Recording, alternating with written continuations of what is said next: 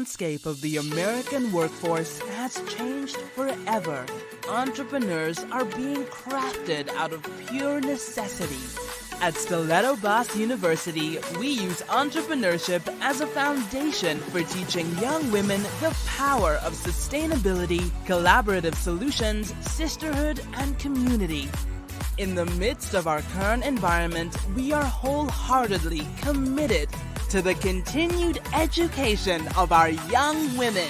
We introduce to you Stiletto Boss Talk Mini Conference. This virtual live event is designed to connect the SBU community and current users with prospective users and parents of SBU Premium. The conference will take place quarterly and will be filled with uplifting, actionable information and advice about the necessities of entrepreneurship. It's really easy and exciting to accept everything, to accept every job, to accept every dollar. But we also don't realize often that we have lives outside of entrepreneurship.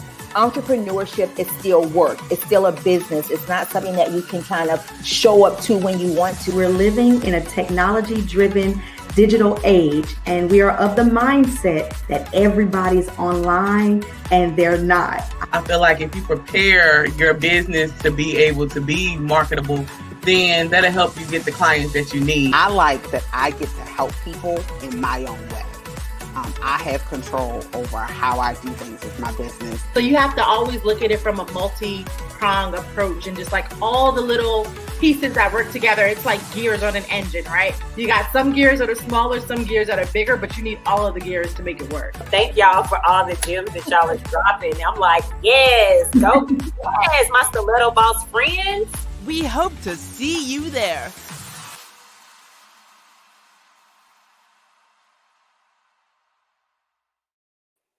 Hello, hello, hello. Thank you guys for joining us tonight. My name is Jania Massey, and I am the founder and executive director of Stiletto Boss University, which is a youth entrepreneurship training program based here in Charlotte. And we want to welcome our digital community for our quarterly chat, which is called Stiletto Boss Talks. And tonight's topic is all about managing your mental. And what we want to do tonight is have honest conversations about community and mentorship. So I have some of my amazing friends that I've known well over 20 years that will be joining us, and we're going to share the importance of mental stability, coping mechanisms, and how to recognize burnout.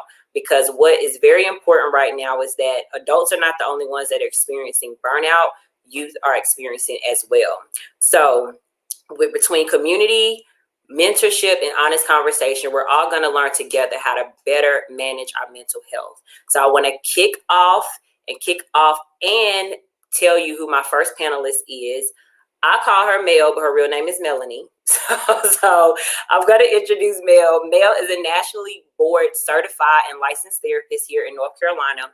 She earned her Master's of Arts in Clinical Mental Health Counseling from Wake Forest University in August of 2017. She's also a member of Chi Sigma Iota, which is the International Honor Society for Professional Counseling, and she is a member of the American Counseling Association.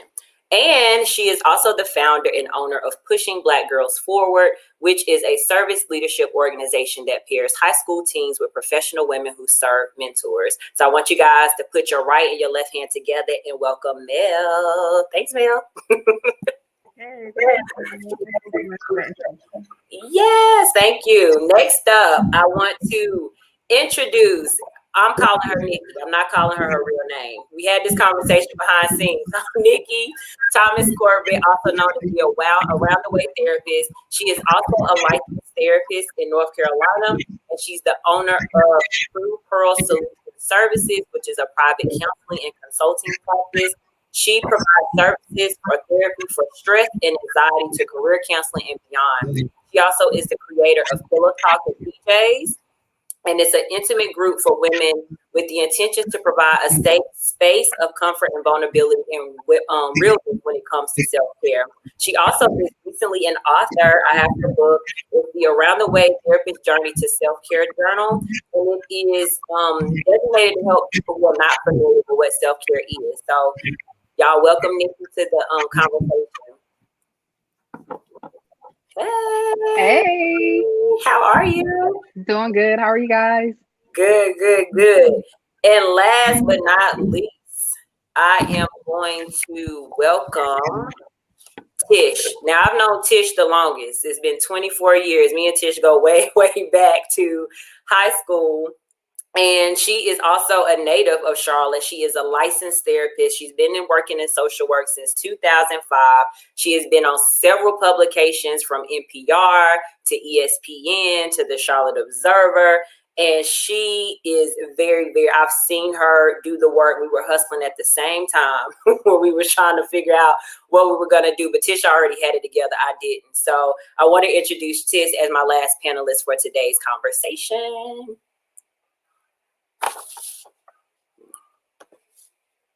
Hold on. All right.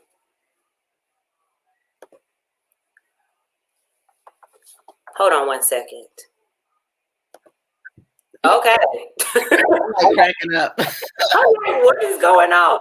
So thank you guys for joining us today. I am uber excited about this conversation, and I'm just grateful for y'all to say yes to this conversation tonight. And just, you know, we've all been in each other's lives for a while, well over 20 years. So, and it's good. It's great to see you guys grow in this space.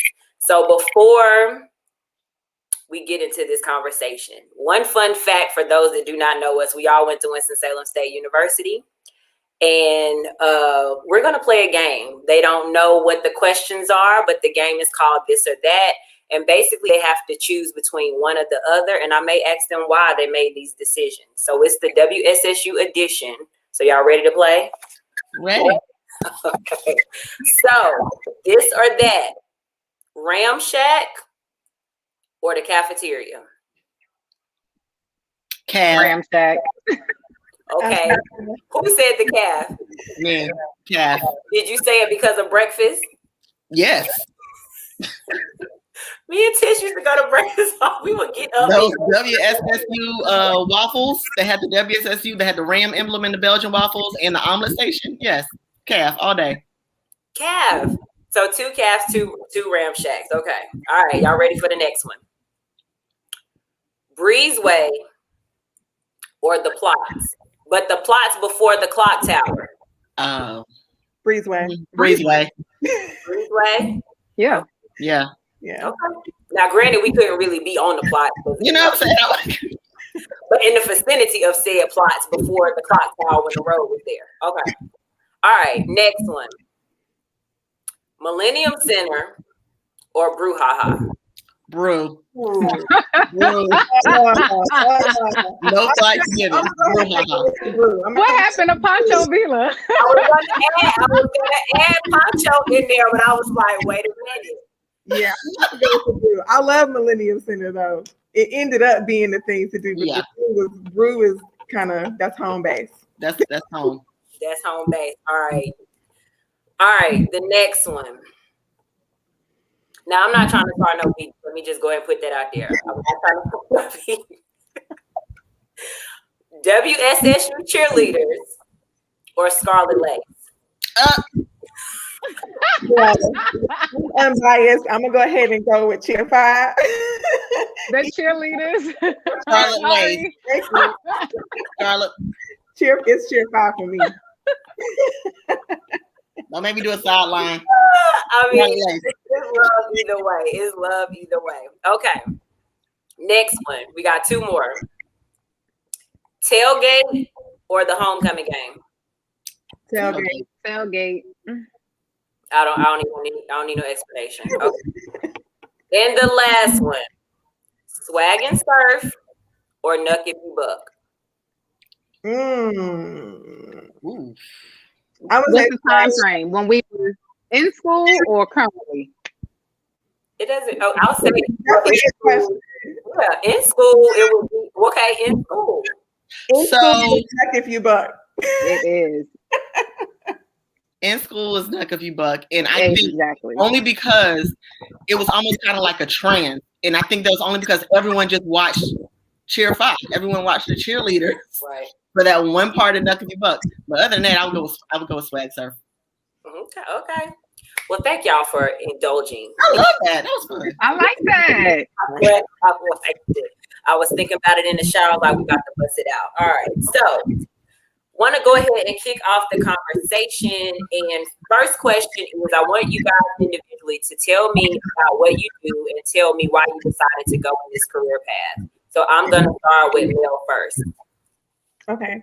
Currently, I'm a licensed therapist, and my occupation or my job is I'm a program manager for the National Board for Certified Counselors. For undergrad, I graduated with a degree in recreation therapy, and I was working with adults and children with that were differently abled or intellectual disabilities. And I did that for quite some time, maybe about 10 years. And I just noticed that there was a gap in services for people that look like me. There was lack of access to care. And so that was sort of the main contributing factor as to why I wanted to go back and continue my education to get an advanced degree to become a licensed therapist. And then I did spend some time in the school system in a rural county here in North Carolina. And that was kind of the nail in the coffin for me. We need more Black or counselors of color to kind of fill in the gap and bridge the gap to increase access to care, to have culturally competent care, to have culturally responsive care, so that people that look like us who are not typically sort of in the wheelhouse to receive mental health counseling services can feel comfortable and kind of know that there are people out here in the world and out here in these communities who look like them, who can understand their experiences, can reach out and receive care from counselors like myself. So that was why I chose this line of work.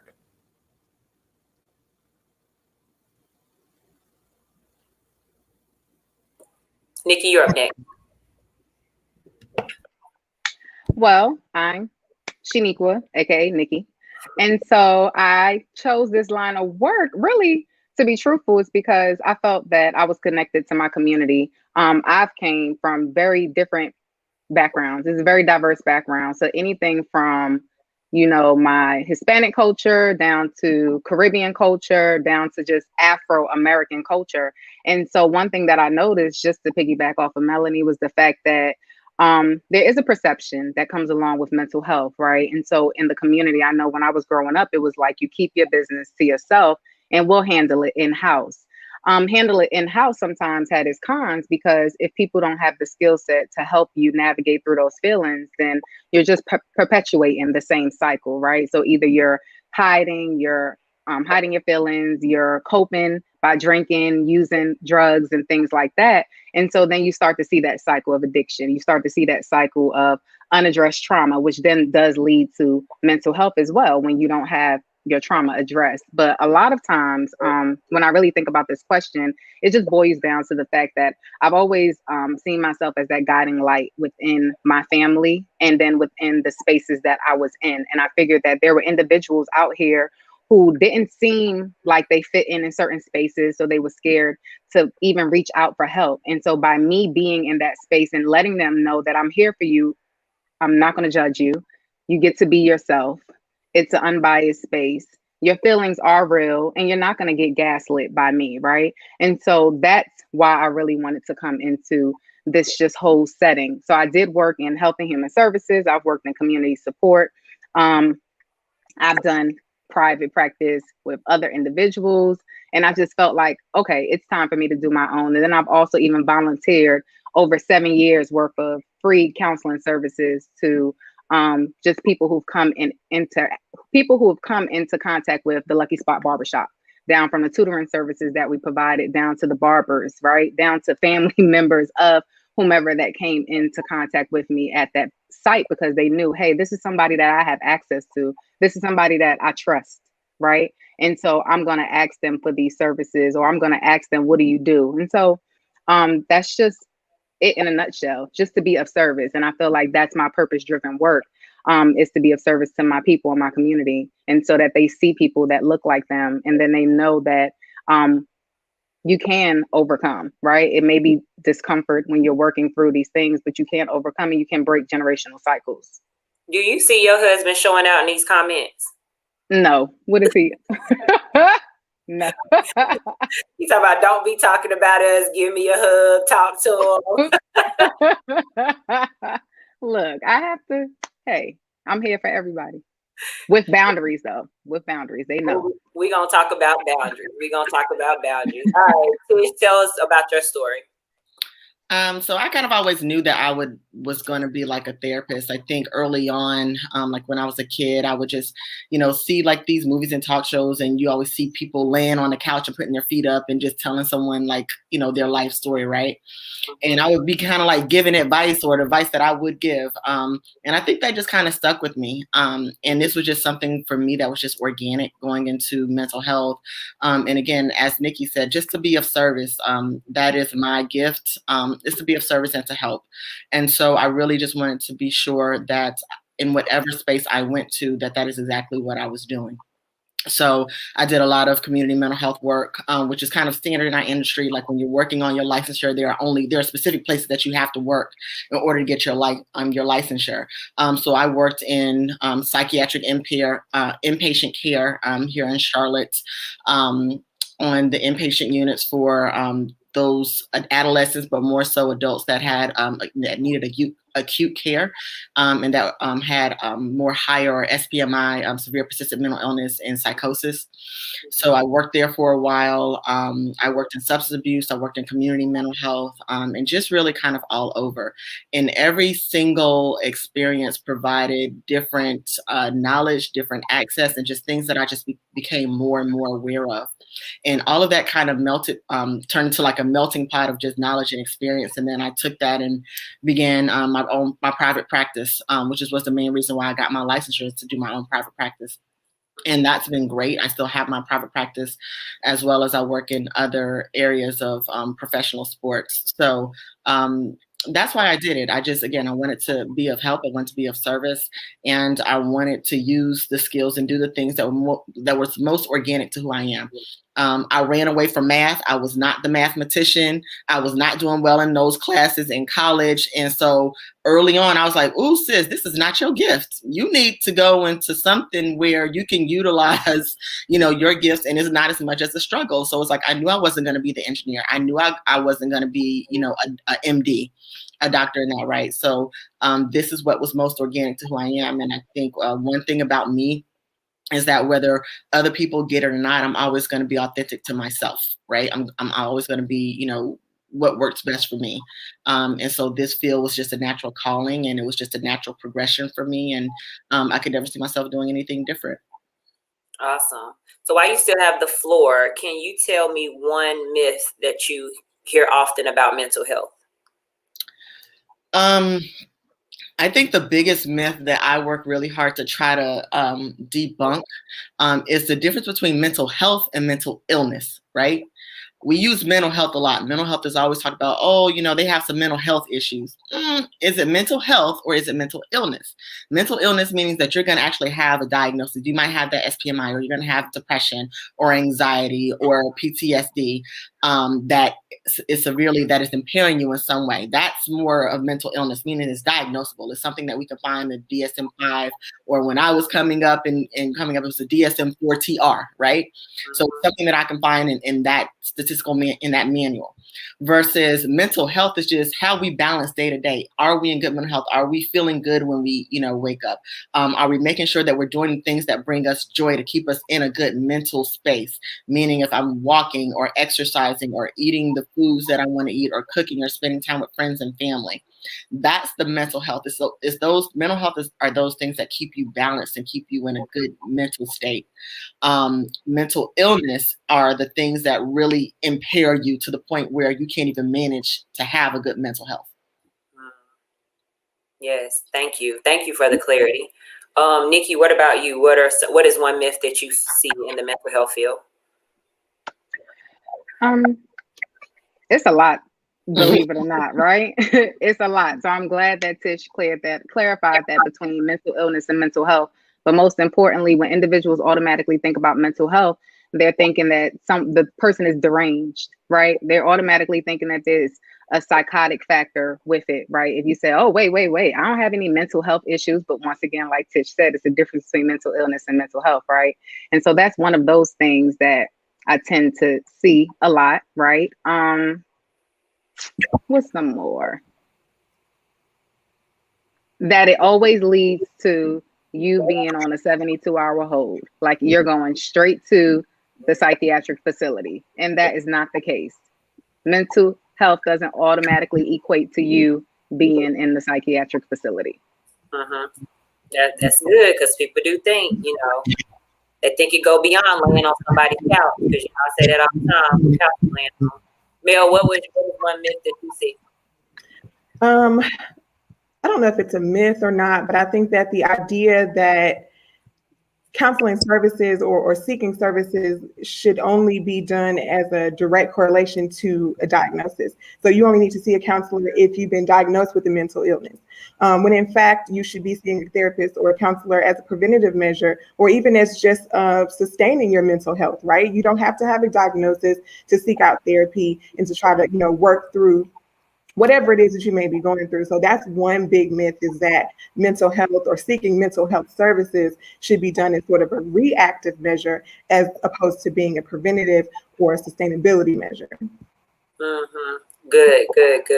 So one reason why I really wanted to have this conversation and have this be the topic for this quarter Stiletto Boss Talk is I was telling the panelists earlier that I wasn't expected to deal with mental health in the capacity that I've dealt with it when it comes to our participants so soon. So we've had issues or discussions about depression, anxiety, and situations with cutters. We've had just a variety of different situations. So I definitely wanted to be intentional about having this conversation. And my next question is, I was doing some research, and basically it stated that the rate of suicide amongst ages 10 to 24 had increased nearly 60% between 2007 and 2018. So I'm pretty sure that percentage may have went up more during the pandemic. You guys may have more accurate information about that. But how can we do our parts to decrease this number? Anybody that wants to go first? I'll go first. I think that the biggest sort of inhibitor to mental health and people seeking services is the stigma around it, right? People are afraid to talk about depression. People are afraid to outright talk about suicide because it's just the idea that if you talk about it, you may give someone an idea or you may encourage it when in fact it has the exact opposite effect.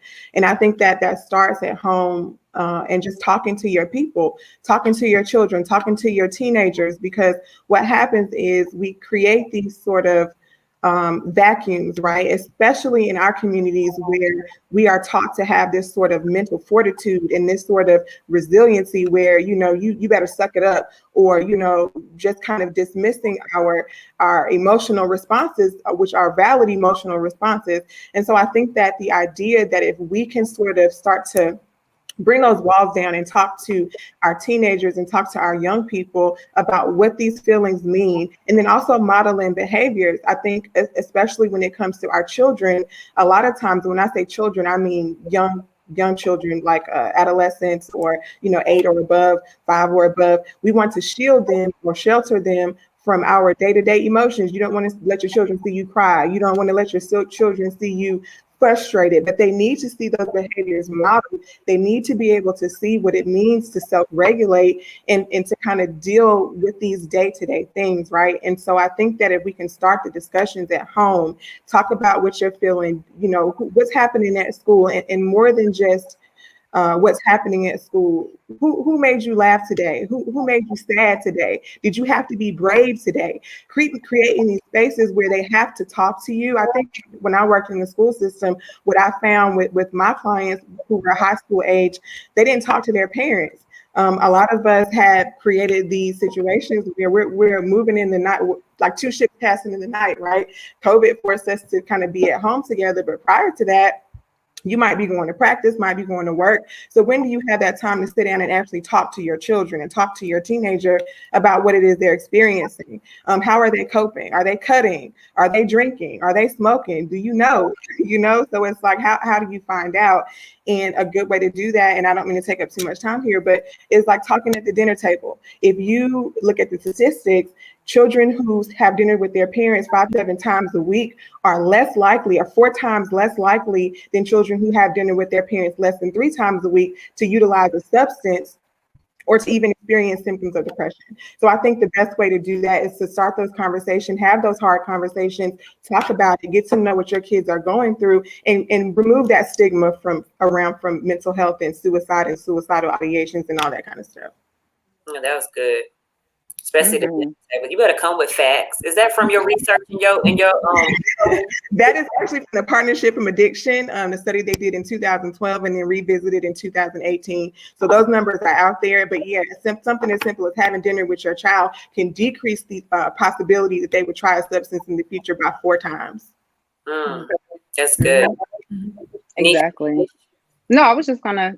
That's good. That's good, and those are good facts to put out there too, right? The importance of having the communication and nurturing relationships with your children and those around you. So, adolescents, teens, teenagers, young adults, you know, anybody that's in your life and in your space. But then also not being afraid to ask direct questions. You know, a lot of people are afraid to just be direct and say, "Hey, are you thinking about suicide?" That's a question. That's a simple question that can be asked.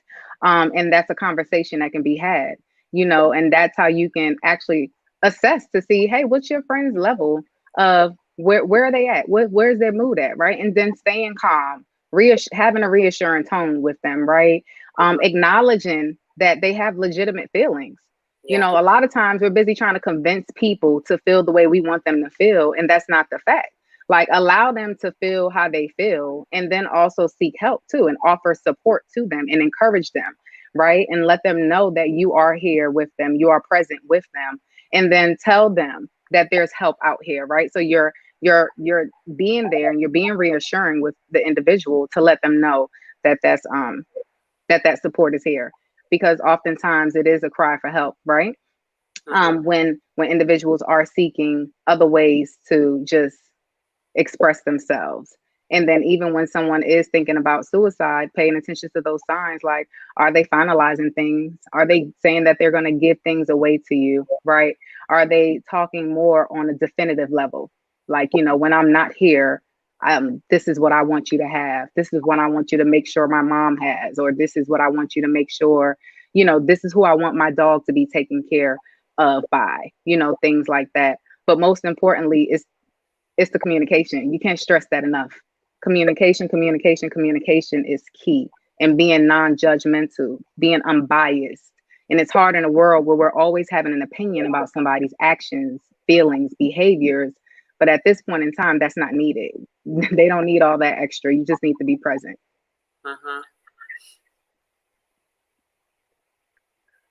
Tish, you on mute.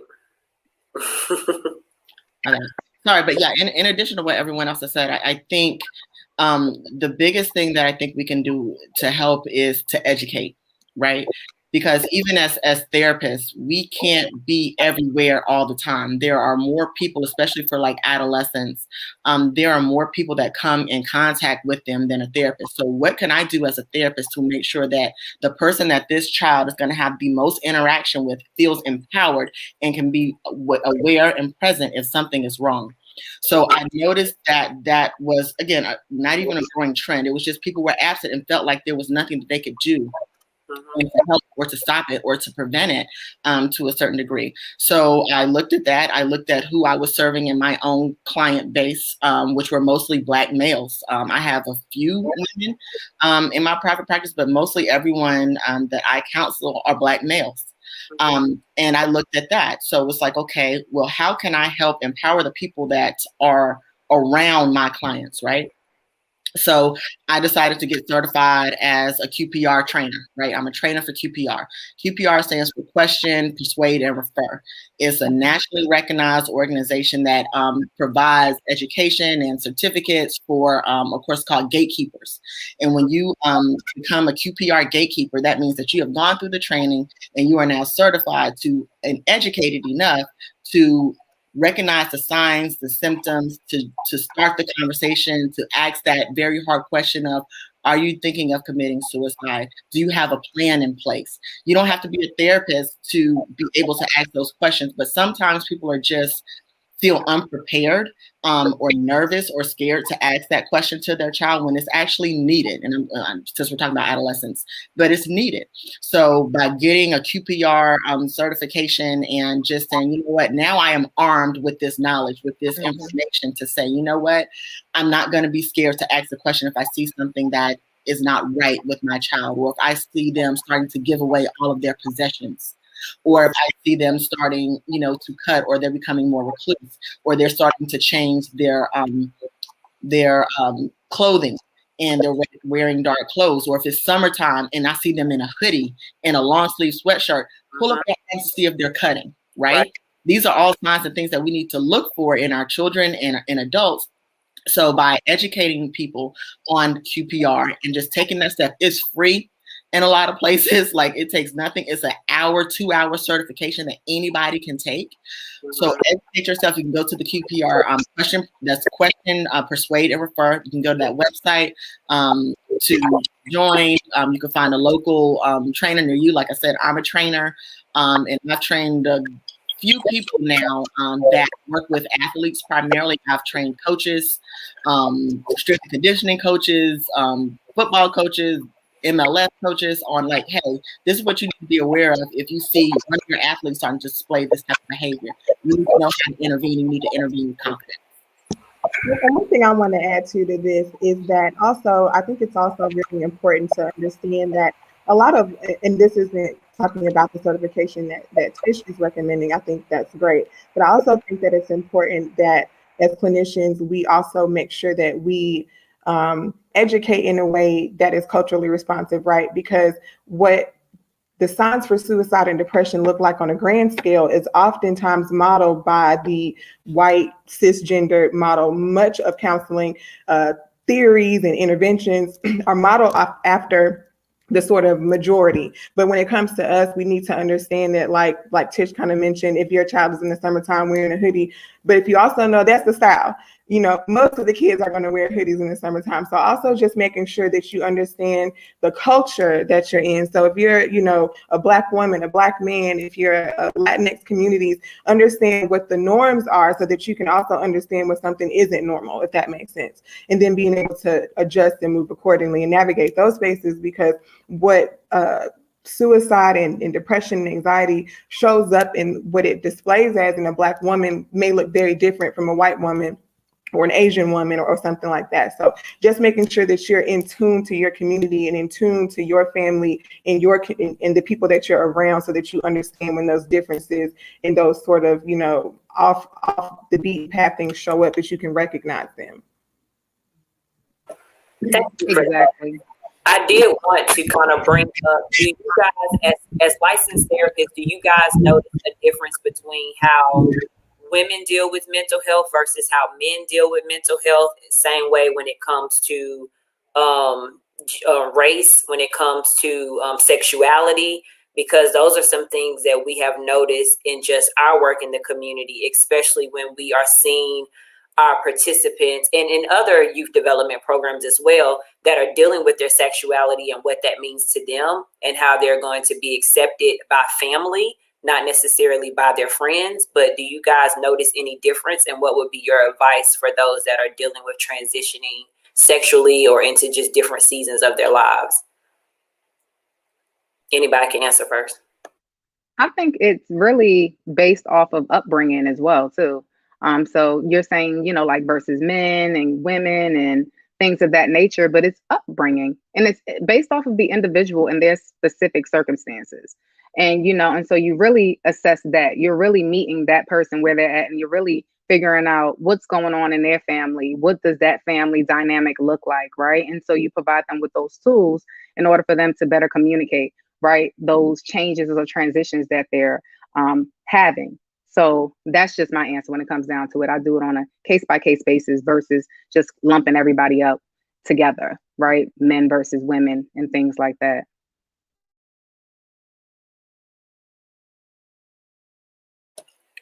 Awesome. Tish, Mel, did y'all want to add anything to that?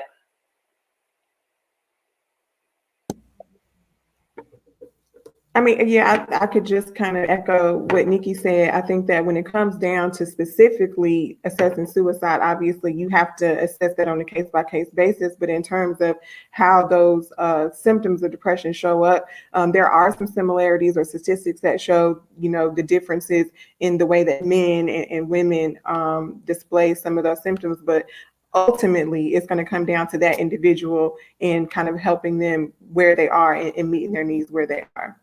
What Nikki said.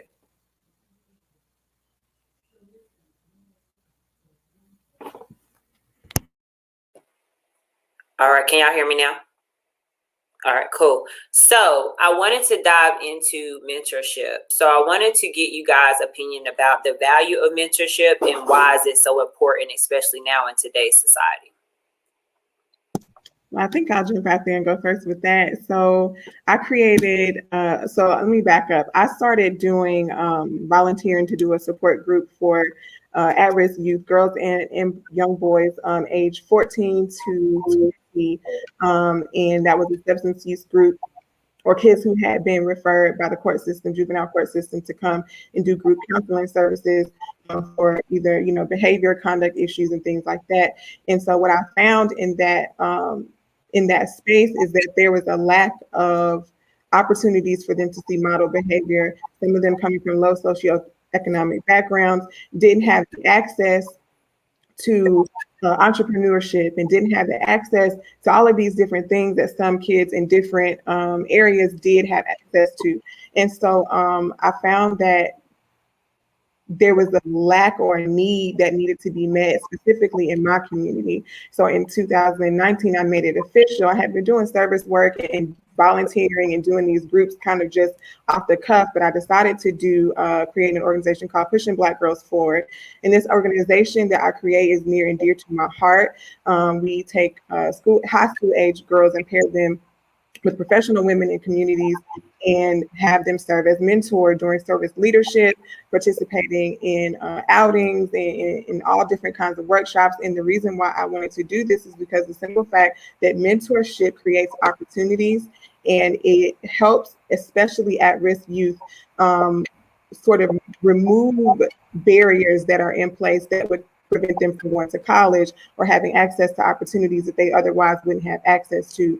Statistically, I think that 67% of people or at-risk youth who have mentors are 67 times more likely to aspire to go to college and to actually enroll in college. And I know that that's not the goal for everybody, but it's definitely a start, right? And so doing that, it instills hope, and it just kind of creates that bridge between lack and then access. And so for me, it's really important to be that person who is aspiring to serve my community. And so that is why mentorship is so important to me. It definitely is the cornerstone for change. It creates psychological fortitude. It creates opportunity for them to have a person to talk to. Like Nikki had mentioned earlier, a lot of times these kids don't really have an outlet. We all have been teenagers before, and you are not going to necessarily come to your mom. You might come to your mama and say, there's this boy at school breaking my heart and it's driving me to want to drink when you're 16, but you may find that source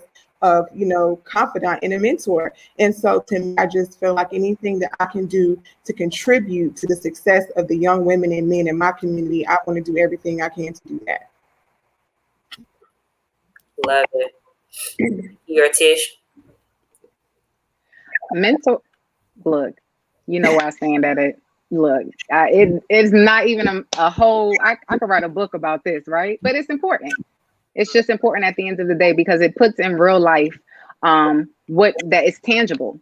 So when you put a real person in front of a child or in front of another person who aspires to be something, you're letting them know that this is a tangible task. This is something that I can actually do. Or they're saying like, hey, I want to be this person. For instance, there's somebody I know that is thinking about being a Black nurse in a school. The school has never had a Black nurse before, right? And so we were talking about innovative ways to introduce wellness, health and wellness. And then for other kids and young kids to say, oh, I can be a nurse. I can be a nurse and I can look like that. I can have my braids. I can be just like how she is, but with my own twist. And so you're actually empowering them to be those things that haven't been instilled in them, and is helping them actually think beyond the horizon, right? Because sometimes you only see what's in front of you. And so all they know is that block, all they know is that community.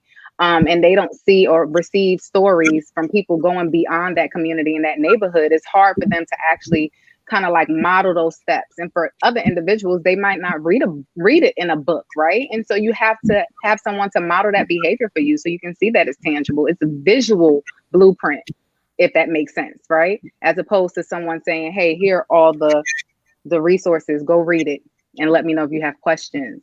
But instead you become that book because you're the living book, if it makes sense, right? But that's why I love mentorship. You know, we do it, and we've been doing it in the community for quite some time.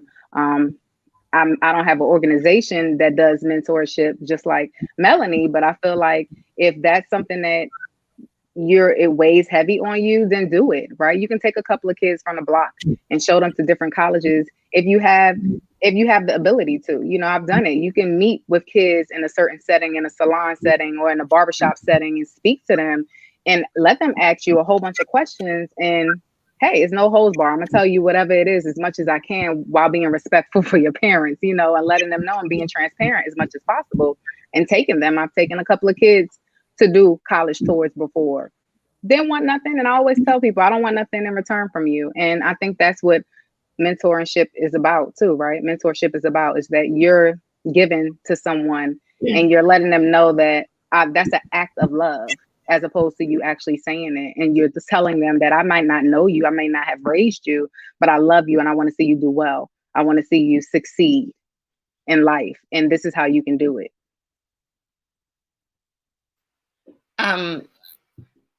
I think just, you know, the simple notion of you can't be what you don't see. It's hard.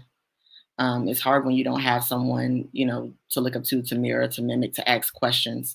And I think that goes for when you're a child or adolescent, to even when you're an adult and you want to change fields or go into a different, you know, organization or a different path. It's hard to just go into something and you don't have anyone that you can bounce ideas of or ask questions or figure out. Even now as an adult, I still have mentors. I have mentors that are older than me. I have mentors that are in different sectors, and these people have poured into me and also helped open doors, right? And I think that's what a mentor does. I'm a guardian ad litem. I've been a guardian ad litem for years. And just in doing that, a lot of these kids it's kind of mentorship in a way, but these are children and adolescents that don't have anyone really looking out for their best interests, right? So I love being a guardian ad litem. I go to court, I talk to my child, I talk to their family members, I see who's going to be the best person that will represent them and that will make them feel whole and complete and help open doors to places that they just have an interest in because they don't see it in life. I'm first generation college, right? My father's mother had 12 kids. My mother's mother had 6. I have like 20 some, I don't know, I lost count, first cousins, right? And I'm the first one to graduate college, right? Let alone get a master's degree or anything, you know, further. I didn't see this. I didn't see it. I didn't know what I was supposed to do or how I was supposed to move. I just kind of moved on faith. I figured it out and I asked questions. I sought out mentorship. But you also have to empower children to get out of that shell a little bit and say, hey, just take a chance, go ask them. You know, that's a life skill. That's a skill that they're going to need to know even when they get older. Because even now you have adults that are scared to ask someone a question. Hey, can I shadow you? Or hey, can I pick your brain and ask you some questions, right? So we want to empower our youth, you know, to do that as well. If you want to know about a particular role or a particular business or a line of business or something that you want to do with your life, ask that question. Hey, I know a stylist. I'm going to reach out to someone. Oh, you're interested in learning how to cut hair. You know what? I'm going to reach out to Nikki, but I need you to reach out to her as well. So I think just by doing those things, it can be a gateway, you know, for children to learn how to express themselves, how to communicate, how to, you know, ask for what they want and then seek help so they can get it. Yes, that's good. Because you're right. You don't see whatever you said, you write about it. Okay. You can't be what you don't see. Can't be what you don't see, what you said.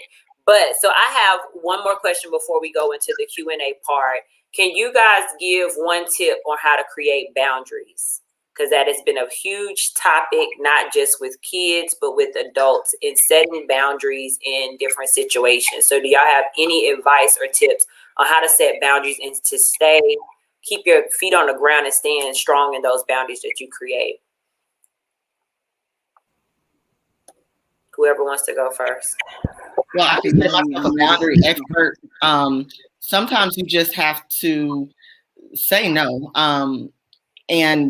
And that's hard, I think, for a lot of people. I think specifically for people that are like to serve or in that kind of service industry, like you want to be of help to people. So sometimes your boundaries can get blurred. But I realized long ago, by not setting those boundaries and saying no, you unconsciously pour more out of yourself than you really have to give. And that's when, it can start to affect your own personal mental health. So you have to be comfortable with saying, you know what, I would love to help you do this, but right now is really not, I really don't have the capacity to do that, right? Or you have to say, you know what, while I might want to go out with you and hang out, and do all these things, the answer is no. Or especially when it comes to lending money or just someone that just has bad vibes in general. You know what, sis, I recognize that you are very needy and that you are coming off as a little bit toxic. And while I feel like that is perfectly fine, and I think you need to go and work that out with someone else, I am not that person that you can deflect that toxicity on. So I'm going to have to back away from this friendship, right? I literally just had this conversation with a friend of mine last night, and we both, kind of co-sign, like, just at this point in my life, I don't have the energy nor the capacity for toxic friendships, right? I'm not going to be the friend that, you can beat up on and punch up on and dump all of your emotional baggage and then roll out. I'm good on that, sis. I'll see you next time. I wish you nothing but the best, but that's not for me. Right. So I think the more you get comfortable saying no, and it took me decades to get to this point. I was the young, shy, naive child, who just thought I had to be yes and say yes to everyone and just let people take advantage of me. I feel like I got taken advantage of a lot. So now when I talk, people teach me like, oh, I've heard, oh, you're mean. I'm saying, no, it's not that I'm trying to be mean. It's not that, I don't want, I don't want to embrace all of what someone else has. It's saying that I had to set some boundaries for myself because I realized it was starting to affect me in a way that I didn't appreciate and I didn't need. And I have children that I have to look after. I have, family members that, I help support and care for. So those are things that I recognize that I had to say no to. So I think boundaries are something that you just have to set for yourself. It is a necessity for your mental health. Setting clear and concise boundaries are a necessity to have and maintain good mental health, because I saw that was an IG question. I think also you have to think about when you are setting boundaries, take accountability and pour into yourself. So pour into yourself and then serve from the overflow, right? So once you're serving from the overflow, that means you are full with what you need, and then you have something to give someone else. So that means you have to be paying attention to yourself, taking inventory for yourself. And then once you realize, okay, my overflow is limited, I don't have anything else to give, then you can say no. And no is a complete sentence, like Tish said. And so just kind of making sure that you are in tune with your own mind, your own body, your own self. And then that way, when people ask you for things, do I have the capacity to give? Am I serving from the overflow, or am I depleting myself by doing this? And if you're depleting yourself by serving that person, then that means you need to put the brakes on that, wait until you have some overflow, and then reach back out to that person and say, okay, I can help you this much. And then that's it. So yeah, fill yourself up and serve from the overflow.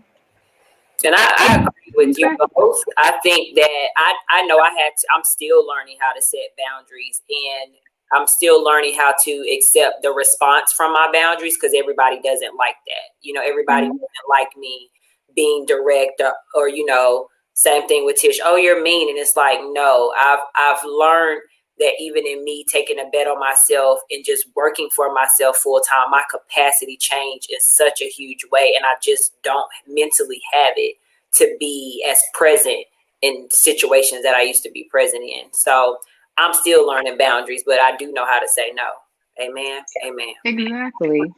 And so I was just going to add that when you set boundaries, you also do think you utilize like basic tools, like using your scheduling, for instance, right? Knowing what your time capacity is, knowing if you have enough time to actually attend an event, not overworking yourself, not overbooking yourself. You're setting boundaries around your time. When you set boundaries in your household, knowing when to delegate certain tasks too, right? For instance, so instead of saying, hey, I can do all of that, I'm supposed to do all of that, set those boundaries. Like, okay, I'm only one person. I need your help in this area. Let's develop a plan so that we all can work together for this common goal. And so it's really executing those steps too. And I know you mentioned like how do you reinforce them? So if somebody, for instance, just they don't honor your boundaries at all, you do have to verbalize that to them. You have to let them know that they violated your boundary, right? And then of course that, and let them know that consequence as well. Like, hey, you know, if you do this again, and a good example would be if you always going out to eat with a friend and that friend does not respect your time, like they're always coming 15 to 30 minutes late as if you have all day to go out to meet with them, and you really don't. You really have an hour lunch. You're always there waiting for 30 minutes. You have that conversation like, hey, you know, I respect your time enough to be here on time. So if this happens again, friend, I'm just not going to be able to have lunch dates with you anymore. And at that point in time, you can't control how that person responds to what you've done, but you can sit up here and take heed to the fact that you advocated for yourself and you did let them know that this is a boundary for me, that my time is important, my time is precious, and that if moving forward, if we continue to do this, I can't no longer have these lunch dates with you. Either they're going to say, okay, I'm going to be mindful, I'm going to come a little early, or they're just not going to have any more lunch dates with you. But at the end of the day, it's something that's going to benefit you in the long run, right? And so that's what you really need to focus on, is how it's benefiting you, how it's filling your cup, like Melanie said, how it's meeting your needs. And then as far as when individuals are saying like, oh, okay, yeah, you're being mean and things like that, we have to really teach people the difference between assertive communication versus being mean. You're asserting yourself when you're letting people know what your desires, wants, and issues are. And at that point in time, that's not being mean, because I'm quite certain you're not saying it offensive, defensive, or aggressive, you know, and that's just being direct. And in today's society, everybody wants to not step on toes, right? But unfortunately, that's not helping nobody. And so sometimes you have to step on some toes in order to protect your boundaries. And that's okay, you know, as long as there's no malicious intent behind it. Right, right. So we're going to jump into the Q&A portion. So first question up is from Antonia. She said, what would you suggest to someone who is on a budget and may not have insurance to cover regular visits to a therapist/counselor? And I see this often. I always see, I can't afford a therapist, but I'm like, did you really ask? Do you really know what's going on? So what are you guys' suggestions for this question? So there are things like BetterHelp. Oh. Yeah, there are options like BetterHelp. There is go through your EAP. A lot of times your EAP offers, you know, more of a reduced rate. And a lot of therapists have, you know, unlike ComPsych and other EAP providers where, you know, the rate is a little bit cheaper. You can also ask, does your therapist do a sliding scale? Exactly. Right? So there are options, but I get this a lot. I get DMs, I get emails about it. I get replies to my stories about, you know, I'm trying to find a therapist and this is what I'm running into. And which is really hard to fathom considering how many therapists there are. But there are so many different ranges of therapists and specialties. So even when you're going into a situation where it's not only about money, is you might find someone that's in your price point, but they don't necessarily have the skills to help you with whatever area you have. So then that makes the pool a little bit smaller. So I definitely hear what, you know, everyone is saying. It can be very difficult to find a therapist that you click with, you vibe with, that takes your insurance. On the Black Lady sketch show, I don't know if you guys watched that, or the Black Lady comedy show on HBO, they had a segment and they were like, oh God, please let me just find a Black women therapist in my insurance, right? With the health insurance, right? And it's the truth. It can be a little bit difficult, but I say if you reach out to a therapist, just ask, you know, hey, do you do sliding scale, or is there a way we can work out a payment plan? There are a lot of therapists that will work out a payment plan with you, like you make a deposit here, you can skip 2 weeks, you finish it up, you know, that week you're going to have your session. So you have to make sure you ask those questions. Yeah. And I know with my personal journey, I go to a therapist and I remember them running my insurance, and they was like, well, it's $5. And I was like, what? Like, I thought it was more. I thought it was going to be more, and I was prepared. But when she said $5, I was like, I come every day. Like, forget a Happy Meal. You know, I can roll up in here. So you do have to ask and be clear about what it is. So next question, we had a question from IG. What are some daily things you can do to maintain a good mental health? I'll jump out there. I think that sometimes when people think about self-care, the Instagrams and the internet will have you feeling like, you need to be taking a bubble bath and you need to be going to get a massage, and all of those things are fine.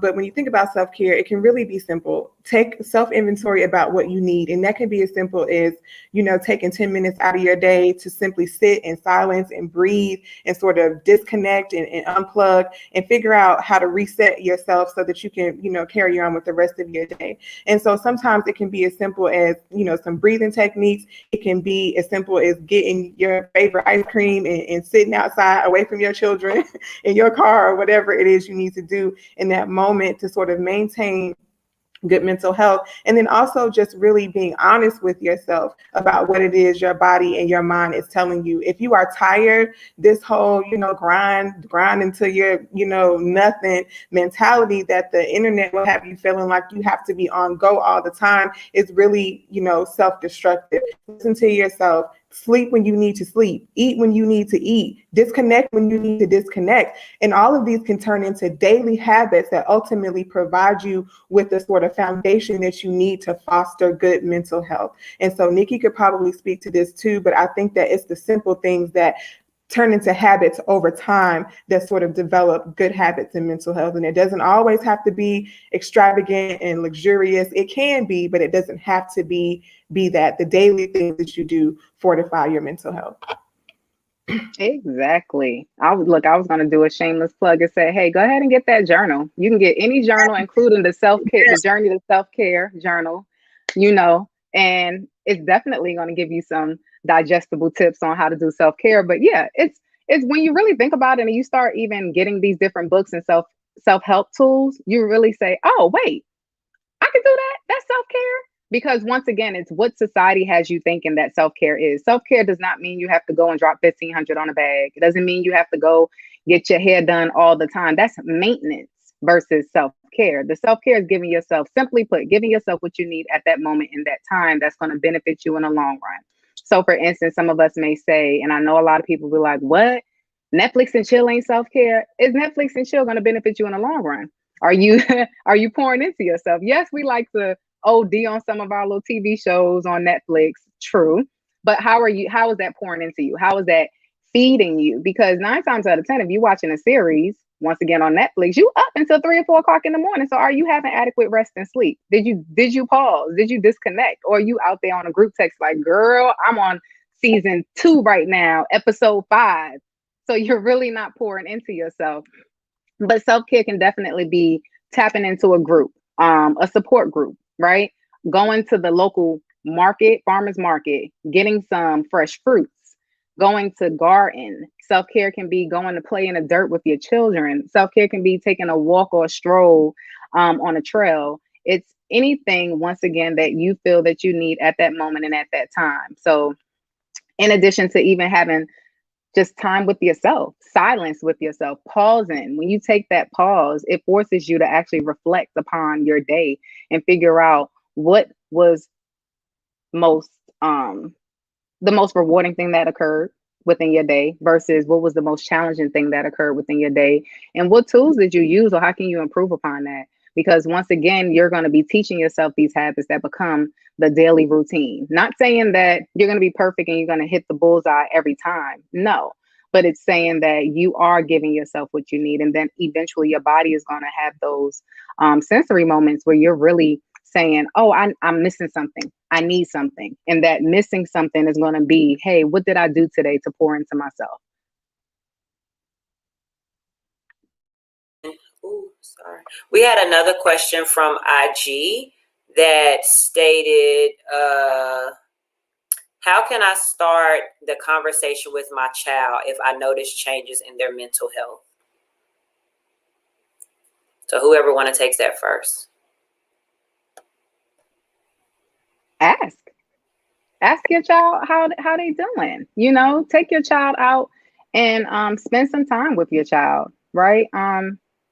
Just those questions about how did your day go. Melanie mentioned it earlier, right? Some children don't even have an opportunity to really sit down and speak to their parents because you guys are either working or a child is going to basketball practice, or you're really trying to sustain your household, and then your child is either a latchkey kid or with friends, family members, and things of that nature. So you really don't have time and opportunity to get to know your child. And that's for anybody. In order to nurture a relationship, it's best to maintain those spaces for communication and create a safe space, a safe bubble where mom is not going to be the mom that's looking to correct, rectify. Is really you listening with the intent to understand where your child is coming from. Give them that space to say, hey, this is how I feel, and not try to say, no, you shouldn't feel this way because I pay the bills. You got clothes on your back. This, that. Like giving them opportunity to just be themselves and showing that you're listening. You're listening to them and you care, and you're not really listening to them to respond or have a quick response back. That's a way to start. Would y'all like to add anything else to that? I don't. I'm sorry. That was a whole word, Nikki. Yes. Yes, I'm good. Yeah. And then mentally preparing yourself for what you hear, because that is hard. That is a hard conversation. That is hard to digest as a parent when your child is telling you something different from what you had in your mind or what you expect from them. And so having those support systems for yourself as a parent to be able to sort of work through whatever it is they say, and foster yourself with the tools that you need to be there for your child is also really important. So exactly. And hey, Mom, just want to say, I see you in your part, Mama. All right, we have one more last question from Crystal. With minorities making up somewhere between 4% of psychologists, you ladies being women of color, how do you remain resilient in the industry? Setting boundaries. Yeah, go ahead. I was about to say setting boundaries first and foremost, because you'll be surprised when individuals see or they hear that, oh, Nikki, Tish, Melanie, they're therapists. Sometimes, I don't know about you guys, but people come with the questions like, can I talk to you real quick? And that real quick, I swear to you, turn into like an hour. I'll be sitting here like, oh my Lord Jesus, I only came in here for like 2 items. I promise you.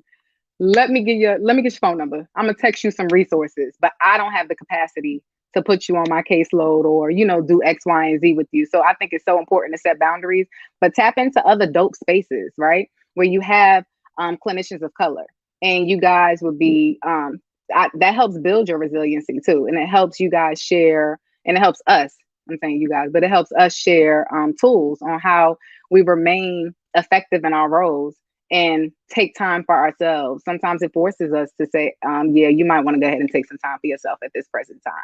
Even when we think we are setting good boundaries, the work itself is emotionally taxing. For me, that's how I say, because when you're getting and you're dealing with a lot of people's traumas, and sometimes those traumas are like, whew, wow. And then remember, you're a person within yourself. So you have other things that you may be going through too, or other things that you may be handling within your own personal life. It's very important to take that pause break, to take that time to step away. I like to encourage people to become therapists, counselors, support peers, anything of that nature, because like we've been saying throughout this whole talk tonight, is the fact that we need more people that look like us, that understand us, because these professions and these systems, these institutions were not created by us for us. And I'm just going to put it out there. So even when I was going to school, I will always be the person to say, okay, so how does that relate to somebody in my neighborhood? How do you expect for me to go ahead and make that digestible for that person? And so I stopped asking those questions and start tapping into what your gift already is. So that way it makes you relatable. It helps you to make the information digestible, because you know the culture and you get to learn certain things. And sometimes you know what goes on in these spaces and in these communities, so you can understand, versus, like you said earlier, the DSM-5 was not made by a bunch of Black clinicians. So let's just keep it real. So 9 times out of 10, I'm not tapping into that and another thing that I know we probably didn't talk about, could be another topic of discussion, is the fact that mental health, mental illness, our community is over-diagnosed. So that's another issue where people fear the fact that they'll get something or a diagnosis that they can't get rid of, right? Or they don't know that this is like, oh, this is what I have. I didn't know I had this. And then they're over-medicated, over-diagnosed. So it's a lot of things that you have to juggle in this field, and you have to debunk to let them know that, hey, I'm here for you. I'm not here to do X, Y, and Z. Automatically just stepping into that situation with that person, letting them know that you're an ally.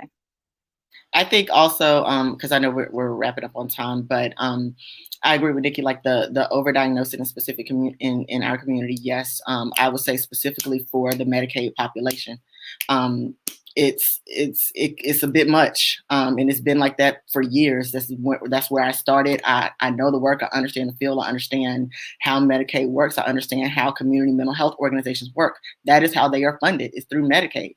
So if I'm an agency and I've got X amount of staff and children that I need to pay for, or that I have to provide salary to, and Medicaid is how we do that, well, you're going to make sure you get as many children that are on Medicaid diagnosed and medicated. It's not a pretty topic. It is not politically correct, but it's the truth. That's what it is. And don't get me wrong, there are a lot of those children and people, they do need the help. But then there are some where it's like, maybe we could have went another route, right?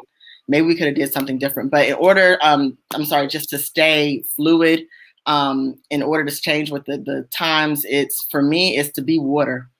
I adapt to kind of where I am. And that's just the mindset that I've taken everywhere. That's gotten me very far in my career. I take the mindset of I have to be able to adjust. I have to be able to flow to whatever population I'm serving, to what city I'm in, to who I'm speaking to in the room. And that has gotten me pretty far. And just keeping that in my mind, because I recognize in the spaces that I go into, I'm always pretty much the only woman of color. A lot of times I'm the only woman. So it's been incredibly lonely. So just how Nikki said, I have to recognize where I need to step back. There are some people that come to me for therapy. I may do a clinical assessment on them, and then I realize, you know what? Unfortunately, I do not feel like I'm going to be the best clinician to serve you. And it is your duty to say that as a therapist, right? If it's not within your wheelhouse, if it's not your specialty, don't say, yes, I can see you and I can take you. That does a disservice to you. And more importantly, it does a disservice to that person, because you cannot help them the way they need to be helped. And you need to be professional enough to say, you know what? I have some great people that I feel like that will benefit you. I have other therapists that I can refer you to. And you know what? For a lot of my clients that I've had to, or for clients that I've had to do that for, I already do the groundwork for them. I've already let them know when the appointment could be or the available dates. I let them know they take their insurance. I let them know, you know what, these are their specialties. And I've already spoken to them, and they are more than willing to take you on as a client, so that they don't have to go through that, because it's hard when you're trying to find a therapist and you've gone to 2 or 3, and then they're just like, oops, sorry, can't help. Right? If you have the time and the ability to say, you know what, let me do some of this for you. I hear the frustration in your voice, and I don't want you to give up. I want you to get the help you need. Take that extra step. But I think in order to be resilient, you have to kind of take the fluid approach, or you'll crumble. I love it. I love it. So we are wrapping up. So I want you guys in the chat to just tell the panelists how you appreciate and how they've been dropping gems all night. I've learned so much, especially about QPR. So I'm definitely going to look into that for my staff and make sure that they are equipped for when they work with some of our new participants. But I did want to ask one final question. And the question is, what has been the highlight of your career thus far? Anybody can go first. Whoever that fish smiling, everybody's smiling. I'll go. So I don't know if you all are familiar, and if there are any counselors or aspiring counselors out there. Like I said, I work for an NBCC foundation, and at the foundation, what we do is provide fellowships and scholarships to master's level and doctoral level counseling students who are committed to serving communities color and underserved and never served communities, right? And so that means that we are taking people who are from these communities who are committed to going back and serving those communities. And I'm also in a position to facilitate webinars that are geared toward these communities. So I facilitate a monthly webinar, and being in this space and being able to be in a position to pull counselors like myself up. And the foundation provides anywhere from $8,000 to $20,000 to these people so that they can further their education, receive the training, appropriate trainings, or whatever it is that they need to get them back out into the spaces where they're needed the most, where there's the biggest gap in services to decrease barriers to care. And so for me, this has sort of been the highlight of my career, aside from when I was actually providing direct care, but knowing that I'm a facilitator of change, knowing that I am directly responsible for bringing in. Right now, I have 180 counselors under me who are getting ready to go back out into the field that I manage on a day-to-day basis. And so for me, it's really important to make sure that I'm not only walking the walk, but I'm talking the talk and walking the walk.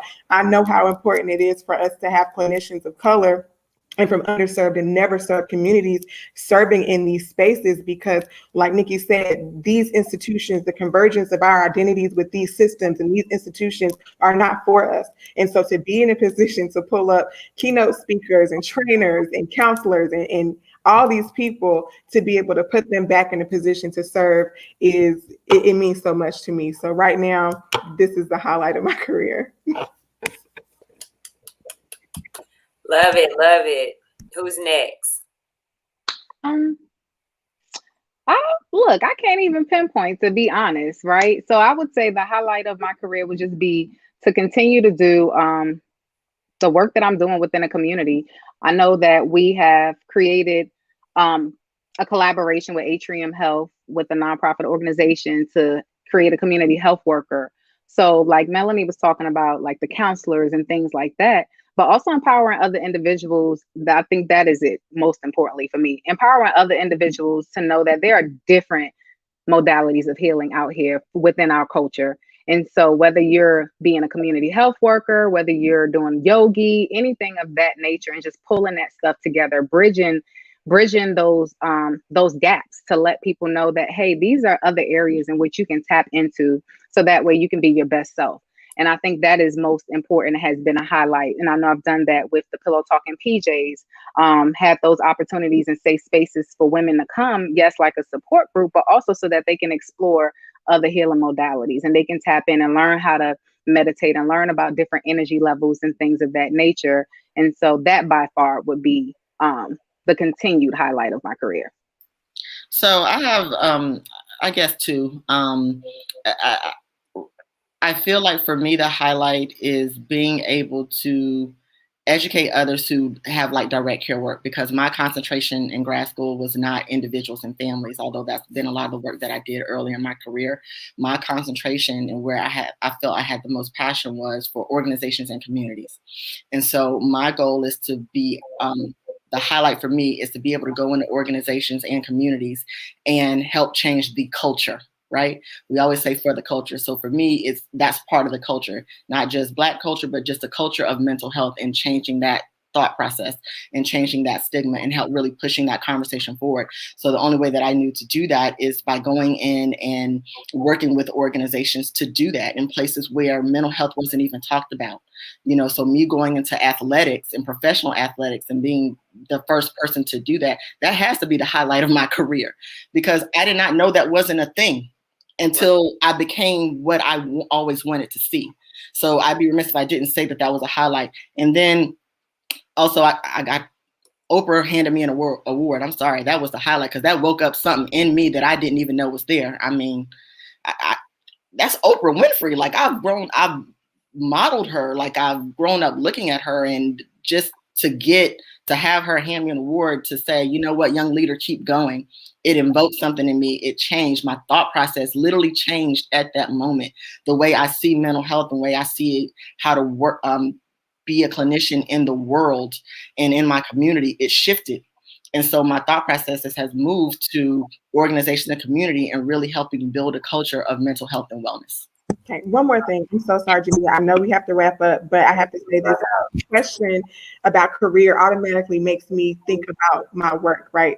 because I don't think about pushing Black girls forward as a career or work. It's just a labor of love for me. So in addition to that, I think that as a counselor and as the woman I've become, being able to be in a position to create this organization and to evoke change and to serve my community and serve these girls and have the wonderful mentors who are also my closest friends serve as mentors for me from the very beginning. My sister and Crystal and Tina and Ashley and everybody that kind of came together to help me when I needed them is definitely a bright spot for me, because pushing Black girls forward is so important. And so I also have two, so my work and also pushing Black girls. And we are also accepting applications, shameless plug, for mentors. If you have the time and you have the capacity to serve as a mentor, please go to my website and apply to be a mentor. And if you know any young girls who are interested in being mentored and being a part of this program, please send them to my website, pushingblackgirlsforward.com, to complete application. That's it. Don't plug it. So I just wanted to end on that, because you guys are all inspiring to so many people. I'm blessed to know you. I'm grateful that you said yes. And, you know, we got to highlight all the Black girl magic that's on here that bleeds red for WSSU. We just got to do it. You know what I'm saying? So I'm uber proud of y'all. So we're going to wrap it up. Thank you to everybody that rocked with us today. We are a little bit 15 minutes over, but this was so important. They were dropping so many amazing gems. And I hope you guys really, if you need to look back at the playback, we've dropped all of their information on how to contact them in the chat. But if you need to look back over this conversation, it will live here in Facebook and it will live on our YouTube channel. And I also wanted to say that this episode is dedicated to someone very dear to me. Shonda Irvin, she is a hairstylist. She was one of the first entrepreneurs that I met back in my early 20s. She helped me start one of my first businesses, and she recently lost one of her sons. So I wanted to dedicate this episode to her and let her know that we're praying for her, and may Damani rest in peace. And we're going to make sure we keep lifting up his name and lifting up what mental health is in this world. So thank you guys so much. We love you.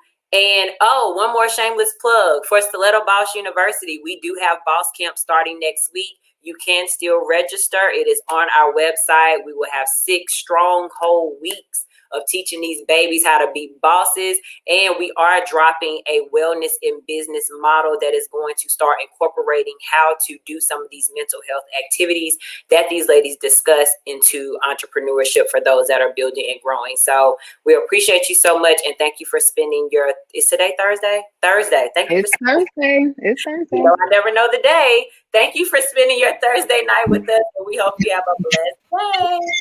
Bye. Bye. Yep.